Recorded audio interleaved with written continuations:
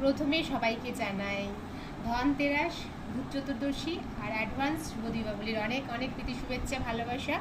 তো যেহেতু ধনতেরাস চলে গেছে, মানে এখনও চলছে রানিং, কালকে থেকে আজ পর্যন্ত চতুর্দশী এখনও লাগেনি।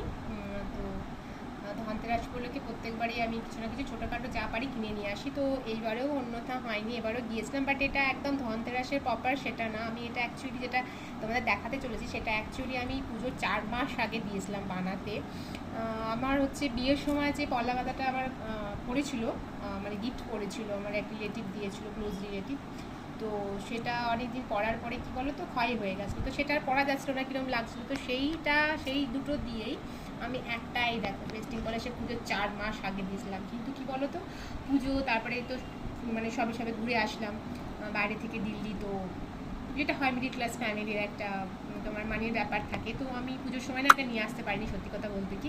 তো এটা শুধু দিয়ে তো হয়নি, কিছুটা আবার সামান্য টাকা কিছু এর সঙ্গে অ্যাড করতে হয়েছিল, সেটা আমি দেখেছিলাম। বাট পুজো পাঠ গেলে যেটা হয় আর কি, পুজো সুজো গেছে, প্রচুর খরচা হয়ে গেছে। তো ঘুরে এসেই দেখি আমার কিছু মানে এটা যেটা লাগবে সেটা অলরেডি মানে থেকে গিয়েছিলো। তো তার ফলে ভাবলাম যে না আর লেট করবো না, 4 মাস অলরেডি হয়ে গেছে। আজ ধনতেরাসে তো কিছু ছোটোখাটো আমি জিনিস নিই, তো ভাবলাম এটাই নিয়ে চলে আসি সেই টাকাটা দিয়ে। তো দেখো এটা আমি সেটা নিয়ে চলে এসেছি।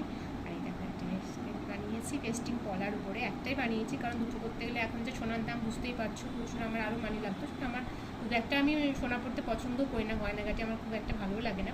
তৈরি করতে ভালো লাগে, বাট পড়তে আমার খুব একটা পছন্দ না, আমার একটু নর্মালি থাকতে খুব বেশি ভালোবাসি আমি। তো এই দেখো এটা নিয়ে চলে এসেছি। আর তোমরা কিন্তু কমেন্ট করে বলো ডিজাইনটা কেমন হয়েছে।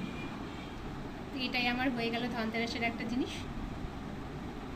তো তোমরাও খুব ভালো থেকো। আবার বলি অ্যাডভান্স শুভ দীপাবলির অনেক অনেক প্রীতি শুভেচ্ছা ভালোবাসা। ছোটোদেরকে অনেক অনেক আমার ভালোবাসা রইল। কিন্তু বাজি পোড়ানোর সময় বড়দের উদ্দেশ্যে বলি, তোমরা কিন্তু অবশ্যই ছোটোদের সঙ্গে থেকো আর খুব সাবধানে থেকো, কারণ বিপদ ঘটতে তো বেশি দেরি লাগে না। তো পুজোটাকে এনজয় করো, কিন্তু খুব সাবধানে। চলো টাটা বাবাই।